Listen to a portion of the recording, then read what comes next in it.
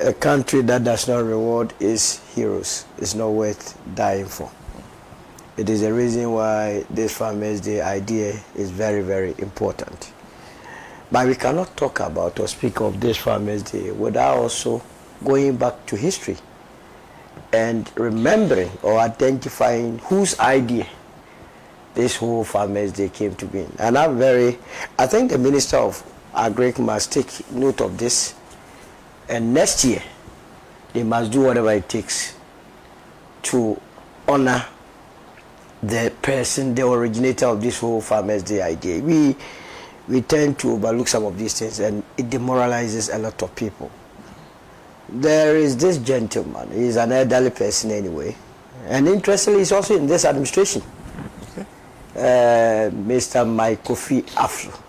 I understand he is the board chair of Financial Intelligence Center. Yeah.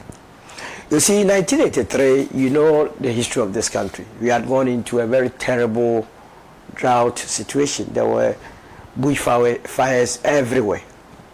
And so Ghana experienced food shortage. There was hunger. Those were the days we were very young, but I experienced some, where if you were able to get cassava, rotten one to eat, you were a hero. I mean, the few bourgeois were the ones that were eating rice in Accra, but majority of Ghanaians were in terrible situation. And so the country, it affected our cocoa, it affected our food crops and so on and so forth. So the PNDC administration in those days established what we call the cocoa rehabilitation camps, and the headquarters of it was in Kwabin in the eastern region. So in Kwabin they put in place what we call the National Mobilization Program, which was later shortened to be Mobi Squad. In those days it was very common, Mobi Squad. It was in these engagements that Mr. Mike Afro floated this whole idea of honoring the memories of our farmers, because farmers are giving up. They wanted to move away from farming because of what they had experienced in 1983 to other areas of business. But then this idea emanating from him encouraged farmers to continue to be in business, to be in the business of doing farming, and that is how come we have Farmers' Day today. Given this recognition to Mr. Mike Afro must also go with the fact that Mr. Steve Obimpe, who was then the coordinator for the program, PV Obin, Zach Bentum, Amate, and Kofi Potofi. Is Kofi Potofi still alive? Yeah, he's around. They did a yeoman job, and I think as a country, some of these histories must be recounted and then recognizing their efforts. This will encourage more people who have ideas to know that once you bring an idea that becomes a national as to a policy, you will be recognized in future. So Mr. Mike Afro, wherever you may be, if the nation will not recognize you today, on behalf of the United Party, I want to recognize you as being the originator of the Farmers' Day. And I will write on top of it to the Minister for Agric, not to, as it were, take him out. Next time he has to be recognized, so that at least his soul will be pacified for coming out with that idea. That said, I also want to congratulate winners, those that won, and I want to agree with Adjoa entirely that you cannot be presenting this country to the world. The winners of our National Farmers' Day are 83, 84. If they were in the civil service, they would have been pensioned. I mean, it's just not that. If you take any agric book and look at the cover, they are depicting how agriculture is so nice, so sweet. It's an elderly person who is wearing that torn clothes. We don't let agric look sexy in our part of the world. And that is why when Najib said we have about 30 to 40% of our population engaged in agriculture, it tells you that we are not doing serious agriculture, because no serious country that is developed will commit 30 to 40% of its labor force into agric. I mean, if you go to the US, you have about 820,000 people in agric, male and agric. So why must we be committing 40%? It tells you that we are still using obsolete technology. We are still holding on to the machete or cutlass and then a bow and hole and not introducing technology. That is where the focus must be. How do we then modernize our agriculture? How then do we maximize their efforts? I mean, recently it was an eyesore everywhere. If you went to Asante Achim, the MP was begging, my people are farmed. Their sweat is going down the drain. The people are not buying the tomatoes. If you went to up north, rice farmers are crying everywhere. As we speak, a lot of them have the products they have farmed. We asked them to farm because we need their food. They have done so, but where is the market? That is the gravamen of the issues. They have done well. It is the reason why we have a low inflation currently. You know, we are doing 6.3 now. If you check 2022, when at the point we were doing 54%, or even when it came down to 30%, the food inflation alone was around 55%. So for inflation to be hovering around 6.3 means the food aspect of it has been well catered for. But we have to do more. And food inflation is in 6.6. 26.6. 6.6, exactly. Yeah. So it tells you that a lot has gone in there. But we could achieve even less than 1% if other factors in the supply chain are well catered for. India, for instance, in the 50s and 60s, embarked on massive rural infrastructure. Because food, definitely, we are not doing urban agriculture. If you came to Accra, how many farms would you locate? Be it animal farm or crop farming. We are not doing much here. So most of our foodstuffs come from the rural settings. The road network connecting the rural settings to the urban centers is a problem. And that is why you have a lot of, many a times, prices of food items. You go to Techima market, the price there is a substantial difference between what is there and in Accra. If we have been able to handle petroleum very well, you know that the cost of a liter of diesel or petrol in Accra is the same as what is in Paga. Is that not the case? How did we achieve that? We can introduce that formula into our agriculture setting so that if a tuber of yam is costing 1 cedi in Tamale, it has to be 1 cedi in Accra. We have been able to do it in the petroleum sector. Why can't we do it in the agriculture sector? These are areas that we must take a second look at. And it's all because we don't have good rules that are linking. It's just because we don't have any institution that seems to be regulating some of these activities. I believe that we need to do that. And also, every country protects its citizens. The mere fact that it's a liberal economy does not mean that any junk food, we allow it into the country. If you say your farmers must farm, and they are farming, we must be able to determine the output that will be coming from their works. And also put parity to it that, look, we will not allow more than necessary to come into the country to deflate their market. But many a times it goes back to who are those that are financing our political activities. So these political financiers, they want everything cheap, so that they can go and import akukofunu. Where you know akukofunu? From the Netherlands. And I hope and I believe that now that this administration has started in Kukonkitingiti, that policy will be, there will be a second look at it. Because the country cannot, and I have said time without number, even during the heat of the campaign, that was a master stroke, that Kukonkitingiti policy. Unfortunately, Protocol and his people did an advert, a whole advert on it, that, and they were mocking at this policy. I said, where are these people coming from? Because in economics, you have the micro and the macro. It's aggregation of the micro that leads to the macro.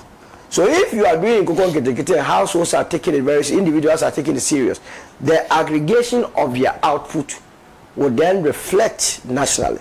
So now that they have started the Kukonkitingiti, I hope to see a policy shift that will reduce substantially the importation of Nkukufunu, which is giving us a serious health implications. Is high blood pressures, hypertension and so on like we have in this country. It's as a result of these junk foods. It has to be done. And it must be done, and it must be done well. So over to Adjoa and your party. You are in government now. As for us, you are in opposition. We will still tell you that A, B, C, D. Again, the idea of, we have been able to structure the cocoa sector very well. So that in the cocoa sector, farmers do not, as it were, harvest their cocoa and then come to Accra to look for buyers. Rather, the state has licensed private citizens to be going to the farm gates to be buying this cocoa. The state itself also buys some. So the farmer concentrates on his core mandate, his or her core mandate, which is to produce cocoa or farm cocoa. What is so difficult in extending it to other areas like tomato, cashew, even cashew is being done that way, yam and so on and so forth. We captured it in our great transformational plan, and we have given a copy to Mr. President Mahama, that we must also encourage, a state must have funds sitting with banks, giving licenses to private citizens who will be going around and be buying foodstuffs from farmers. The farmer's job must not be thinking about marketing. The farmer's job must be thinking about how to improve productivity. The state job must make sure that with the support of the state, individuals will be able to go to the hinterlands and buy these foodstuffs. That means that we must invest hugely in our storage facilities. You understand? It's very, very important. And some of these issues are to the core. Agriculture is a big business. We cannot continue to treat it as business as usual, like a backyard farming. No, we cannot do that.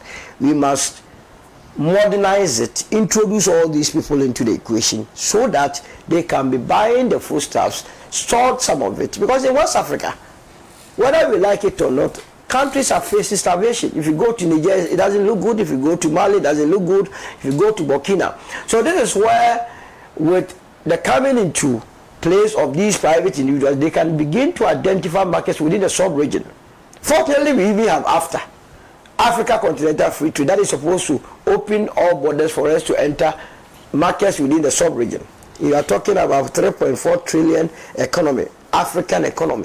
We don't have to even think about exporting our food products to outside the continent of Africa. Within Africa, we have enough human beings. We have more than 1.2 billion people living in Africa. Why do we need Europe? That is not nowhere near our population. Why do we need America?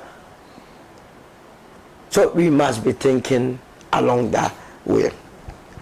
Now, yesterday I saw a cocoa farmer being awarded. It's a good thing. It is one of the things that this administration, we would also urge them to do. That is to abolish this whole syndication of loan. Every year the cocoa board goes to the international market to go and borrow dollars to come and buy cocoa in city and go and pay back in dollars. Doesn't make sense to you, Senna. Cocoa is bought with cedis. We have the capacity to generate that amount of money locally and go and buy our cocoa with our cedi and then sell it to make dollars to show our currency. If it is not for chop coefficient, there is no way this policy must persist. Sarah, there is no way. And that takes me to a very serious matter expose just this dawn. Sarah, President Mahama, together with this administration, would be let down by some elements within the national security and the NIB. A lot of them are thieves, nation wreckers. And I myself on Monday, I'm going to go to the presidency and submit to him hardcore evidence. So now you remember Cocoa Board? When the SWAL administration, I'm very surprised that even, what's the name, Edu and his people are not facing any inquiry. They left behind a debt of what? 32 billion. Yes.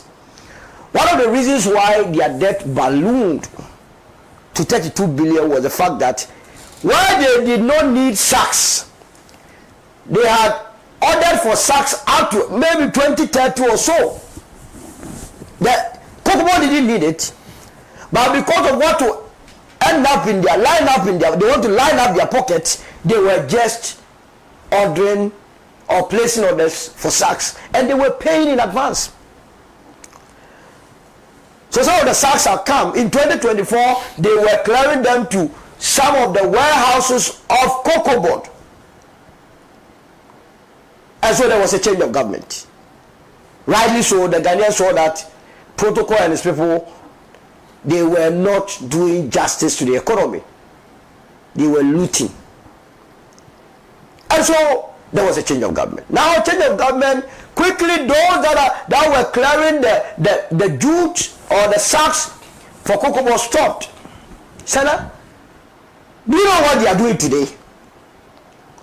With the help of some national security officers, they are now diverting jute or sacks meant for cocoa board and selling it to private hands. And the private hands, what even annoys me is that they are selling to Nigerians. I have the videos here.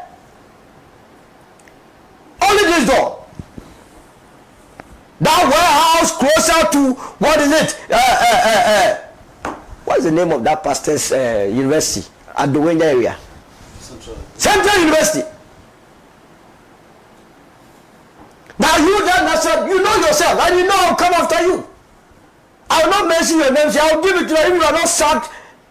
You wear one pant in this country. That you that is supposed to protect the integrity of this country, you are the one diverting sacks. Hey, did we go or did we come, Senna? You remember the issue of cables? ECG cables. You think we have forgotten? It will never be lost on us.